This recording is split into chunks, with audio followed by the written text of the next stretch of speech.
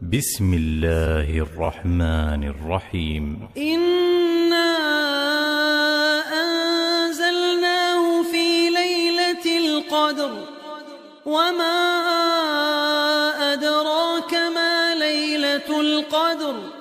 ليلة القدر خير من 1000 شهر۔ ایک بندہ نماز پڑھ رہا ہے، اس کے آگے سترا نہیں ہے، جس کی کتنی حد جو ہے آگے بندہ گزر سکتا ہے۔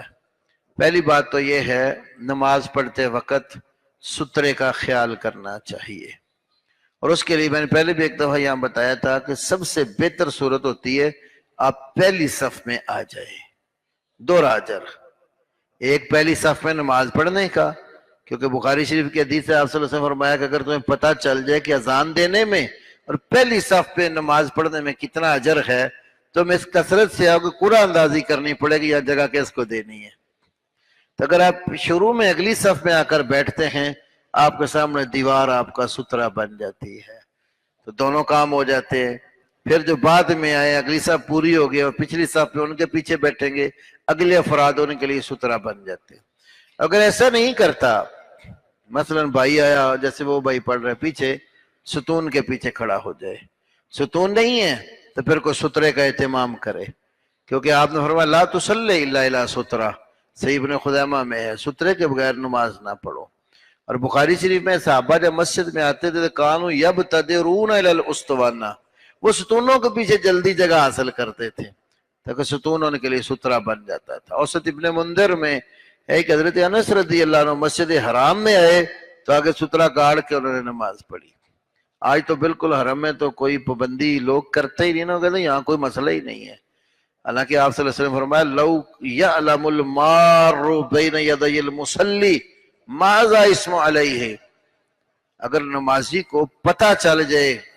نمازی کے آگے سے گزرنے والے کو پتہ چل جائے کہ نمازی کے آگے سے گزرنے کا گناہ کتنا ہے، لَقَانَ یقف 40، 40 تک بھی اس کو ٹھہرنا پڑے تو ٹھہرے۔ 40 سے مراد بخاری میں تو آگے ذکر نہیں ہوا، لیکن ابن حجر نے اس کی شرح میں مسند بزار کے والے سے حدیث کی کہ اگلا جملہ یہ ہے کہ لَقَانَ یقف 40 خریفا، 40 سال بھی رکنا پڑے تو رک جائے۔ یہ وعید ہے، اتنا گناہ ہوتا ہے۔ اس لیے کہ وہ جب ایک تو سترے کا اہتمام کر نہیں رکھا تو آپ صبر سے کام لے لے، کوئی لمبا وقت نہیں لگتا کہ کوئی اس نے کوئی گھنٹوں جو نماز شروع ہوتی ہے تو صبر سے استقامت سے بیٹھے رہنا چاہیے۔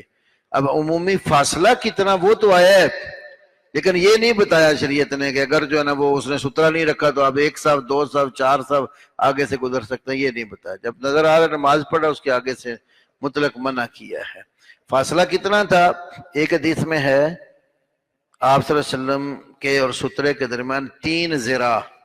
ذراع درمیانی انگلی سے کونی تک کو کہتے ہیں، 3 ہاتھ جس کو کہتے ہیں نا، تو اگر 3 ہاتھ وہ پھر پاؤں سے شروع کریں نا تو سترے تک 3 ذراع بنتے ہیں، اتنا ہی آپ ہاتھ، اتنا ہی آپ کے گھٹنے سے پاؤں تک کا فاصلہ ہے، حتیٰ یا تو گھٹنے ٹیک کے بیٹھے، اتنی جگہ آپ کو آگے سجدے کے لیے چاہیے، پھر سجدے سے اتنا ہی آگے آپ کا سترا ہو، یہ فاصلہ ہے۔ دوسرے حدیث میں ہے کہ بکری کے گزرنے کا جتنا راستہ ہوتا ہے اتنا آپ کے اور سترے کے درمیان فاصلہ تھا، تو اس کا مطلب ہے کہ سجدے والی جگہ سے لے کر سترے تک اتنا فاصلہ ہے کہ اگر جانور بکری چھوٹی گزرتی بھی ہے تو وہ گزر سکتے، کیونکہ آپ کے زمانے میں اس طرح تو مساجد ہوتی نہیں تھی،